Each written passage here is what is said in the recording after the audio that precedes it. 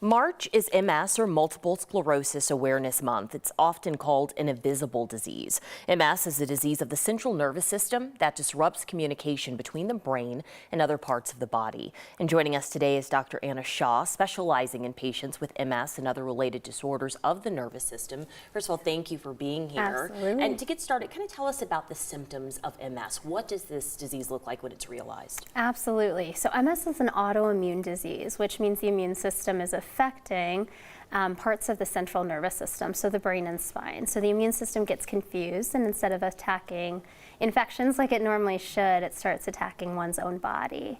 And so you can imagine our brain and spine are responsible for everything we do.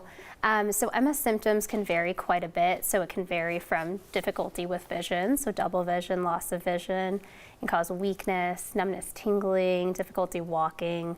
Really almost anything you can think of can show up with MS, which is one of the reasons it's sometimes hard to diagnose. And you look so young, but I know that you have been treating this disease for so many years. Tell me about what you've seen during that time, how treatments have evolved. Absolutely. So one of the things that we know is most important is for MS, the earlier we can diagnose someone and the earlier we can get them on treatment, the better they do in the long term. So before we had good treatments for MS, we knew that about 50% of people needed something to help them walk, whether it was a cane or a walker, within 10 years. And now with our treatment, we can efficiently say that that's no longer the case, which is amazing. That's incredible. Yes, absolutely. Wow. So with this being the month for MS and bringing some attention to it, when we talk to our audience, those of us who know people who have been diagnosed with this disease or living with it, and those of us who don't, what do we need to know about it? Absolutely. So the most recent estimates estimate about 1 million people in the United States with multiple sclerosis. Wow. So it's not a rare disease by any means. So the most important thing is to be aware, and I think gain some awareness of the symptoms that people go through with MS. We work at the University of Colorado, which is where I work. We work with a nonprofit called the Rocky Mountain MS Center. So we do encourage people to use that awareness to not only become familiar with the symptoms that MS causes, but treatments and seeking treatment early. So the website for the MS Center, mscenter.org, offers a lot of resources for people that know of those afflicted with MS. So hopefully we can get people feeling as well as we want them to feel. How does the nonprofit work help to, treat and expand just awareness? Yes, absolutely. So the nonprofit helps fund a lot of research at the University of Colorado.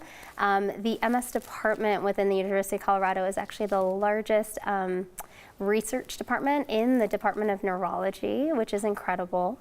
They also do regular courses like MS 101, so it's a 2-hour course for those newly diagnosed with MS. There's also biannual education summits and regular conversations on MS, which is with one of the MS doctors in our group.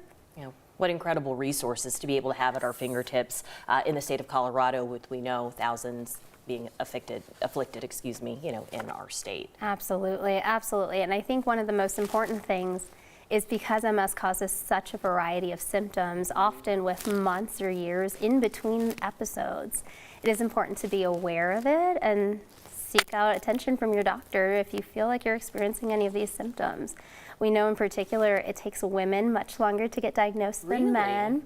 And so one of the things is always, if you feel like something's not right, seeking out medical attention for that. Yep, and something else I learned today, you said between 20s and 30s is when you're actually being diagnosed, so being aware of those things, even at that age of your life, it's so important to be having these conversations now. Absolutely, absolutely. Dr. Shah, thank you for being here. Absolutely, thanks for having me. Appreciate you.